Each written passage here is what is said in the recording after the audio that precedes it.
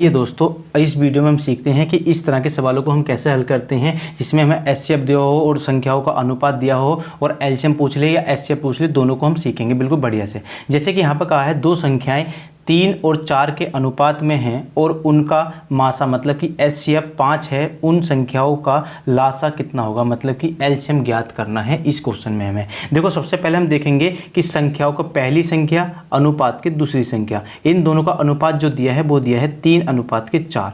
3:4 हमें दिया है। कभी भी अगर ऐसा हो आपको अनुपात में दिया हो और आपका एचसीएफ दिया हो, एचसीएफ आपको दिया हो, तब क्या करना है, इसमें आप मल्टीप्लाई कर दो। 3 में 5 से मल्टीप्लाई करेंगे कितना मिलेगा, 3 पंजे हो जाएगा 15 और इसके बाद ये हमें इसमें मल्टीप्लाई करेंगे तो 4 पंजे कितना हो जाएगा 20। अब देखो दोनों हमें संख्या मिल गई, पहली संख्या कितनी होगी 15 और दूसरी संख्या कितनी होगी, दूसरी संख्या हो गई हमारी 20।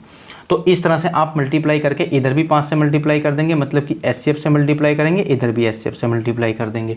तो आपकी संख्या कितनी मिल गई 15 20, पहली संख्या 15 और दूसरी संख्या हो गई 20।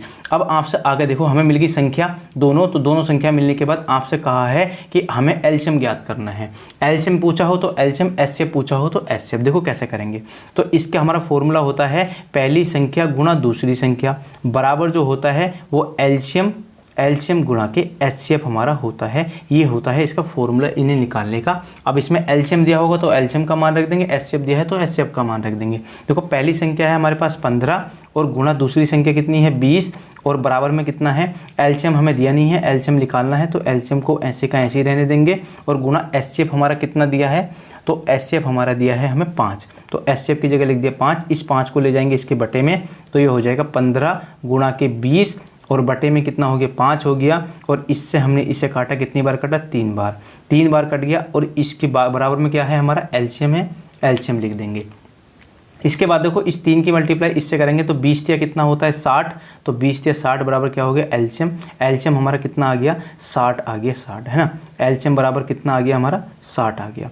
तो इसका एलसीएम हमारा कितना होगा 60 होगा, ऑप्शन बी इसका राइट आंसर हो जाएगा। तो उम्मीद है आपको ये एलसीएम निकालना आ गया होगा। अगर एचसीएफ पूछता तो एलसीएम का मान रख देते, एचसीएफ निकाल देते, है ना। तो इस तरह से इस फॉर्मूले को आपको ध्यान रखना है, किसी का भी आपको मान निकालना है या पहली संख्या आपको निकालनी है, दूसरी संख्या आपको निकालनी है, तो इस फॉर्मूले के द्वारा आप निकाल सकते हैं।